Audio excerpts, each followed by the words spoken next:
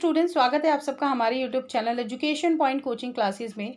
बच्चों, आज की इस वीडियो में हम करने वाले हैं क्लास 9th के सामाजिक विज्ञान की वर्कशीट नंबर 15। 10 अगस्त की वर्कशीट है, तो शुरू करते हैं इस वर्कशीट को। बच्चों, आज भी हम भूगोल के पाठ 2 भारत के भौतिक स्वरूप को करने वाले हैं और आज हमारा सब टॉपिक यानी कि उप विषय होने वाला है तटीय मैदान। तो आइए शुरू करते हैं तटीय मैदान। देखो, तटीय मैदान के बारे में अगर मैं आपको बताऊं तो भारत के हिसाब से तटीय मैदान बहुत ज़्यादा महत्वपूर्ण हो जाता है, क्योंकि भारत का जितना भी दक्षिणी क्षेत्र है ये तीनों ओर से समुद्रों से घिरा हुआ है।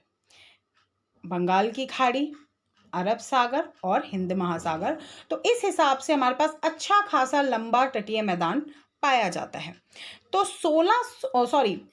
तटीय मैदान की अगर मैं लंबाई की बात करूं तो 6100 किलोमीटर यानी कि 6100 किलोमीटर तक ये लंबा है।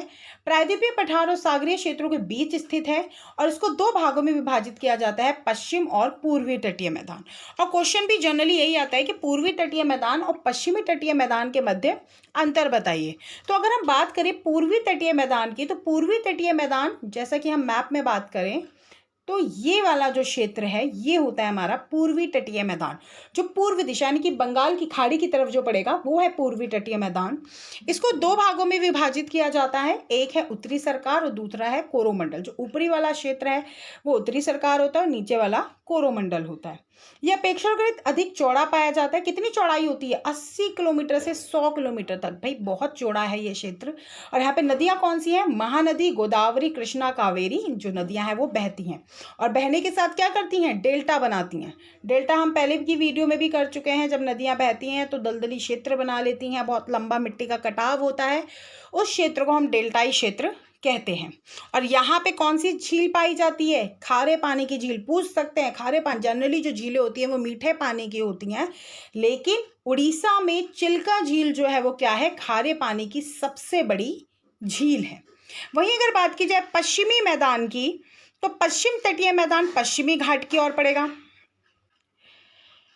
तो पश्चिम में अगेन अगर हम मैप की सहायता लें तो ये वाला जो क्षेत्र है पश्चिम की ओर पड़ेगा और इसके 3 भाग हैं। कोंकण सबसे ऊपर वाला, कन्नड़ मध्य का और मालाबार तट सबसे दक्षिणतम। यह अपेक्षाकृत कम चौड़ा होता है क्योंकि इसकी जो चौड़ाई है वो 10 से 15 किलोमीटर होती है। गुजरात में नर्मदा और तापी के मैदान में जो चौड़ाई है वो सबसे ज़्यादा पाई जाती है, तो वही गोवा और कर्नाटक के तटीय मैदान में जो चौड़ाई है वो कम पाई जाती है। यहाँ पे कौन सी नदियाँ बहती हैं जी? नर्मदा और तापी बहती हैं और यहाँ की जो नदियाँ हैं वो एस्चुरी बनाती हैं। तो आइए इसी के साथ हम इन प्रश्नों के उत्तर जानते हैं। सबसे पहला, पश्चिमी तटीय मैदान के 3 भाग कौन कौन से हैं? 3 भाग अभी हमने पढ़ा है, कोंकण तट, कन्नड़ तट और मालाबार तट। दूसरा, पूर्वी तटीय मैदानों पर अधिकतर पतन कृत्रिम क्यों है? देखो, पूर्वी तटीय मैदानों पर अत्यधिक जो अवसाद के निक्षेपण पाए जाते हैं, इसलिए यहाँ पे प्राकृतिक बंदरगाह या पतन बनाना अनुकूल नहीं था या अनुकूल नहीं है। इसलिए यहाँ पे क्या होता है? कृत्रिम जो पतन है वो पाए जाते हैं। किस कारण? क्योंकि यहाँ पे अवसाद के निक्षेपण है, इस कारण यहाँ पे प्राकृतिक पतन नहीं है। तीसरा, पश्चिमी तटीय मैदान और पूर्वी तटीय मैदान में अंतर। देखो, आप चाहो तो मैं आपको जो 4 पॉइंट बता रही हूँ, वैसे तो ये सारा ही डिफरेंस है। जैसे कि सबसे पहला, पूर्वी तटीय मैदान पूर्व घाटी की ओर आता है, पश्चिमी तटीय मैदान पश्चिम घाटी की ओर आता है। ये 2 भागों में विभाजित है, उत्तरी सरकार और कोरोमंडल। ये 3 भागों में विभाजित है यानी कि कोंकण, कन्नड़ और दक्षिण। यह अपेक्षाकृत अधिक चौड़ा होता है 80 से 100 किलोमीटर तक। यह अपेक्षाकृत कम चौड़ा होता है 10 से 15 किलोमीटर तक। यहाँ की जो नदियाँ हैं वो महानदी, गोदावरी, कृष्णा, कावेरी, और यहाँ की जो नदियाँ हैं यानी कि पश्चिमी की जो नदियाँ हैं वो नर्मदा और तापी हैं। ये वाली जो नदियाँ हैं, पूर्वी तट वाली नदियाँ डेल्टा बनाती हैं और जो पश्चिमी घाट की जो नदियाँ हैं वो एस्चुरी बनाती है। तो मैंने बहुत पॉइंट्स बता दिए।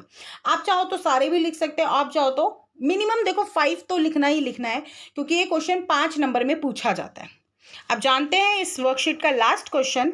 भारत के राजनीतिक मानचित्र में पूर्वी तटीय मैदान और पश्चिम तटीय मैदान को हमें दर्शाना है। तो ये मैप हम देख लेते हैं। अगर देखो बात की जाए पूर्वी तटीय मैदान, जैसे कि मैंने आपको पहले बताया, इसको 2 भागों में बांटा गया है। एक तो है उत्तरी सरकार तट और दूसरा है कोरोमंडल तट। इस प्रकार से पश्चिमी तटीय मैदान को भी 3 भागों में बांटा गया है। सबसे पहले कोंकण तट, कन्नड़ तट और लास्ट में है हमारा मालाबार तट।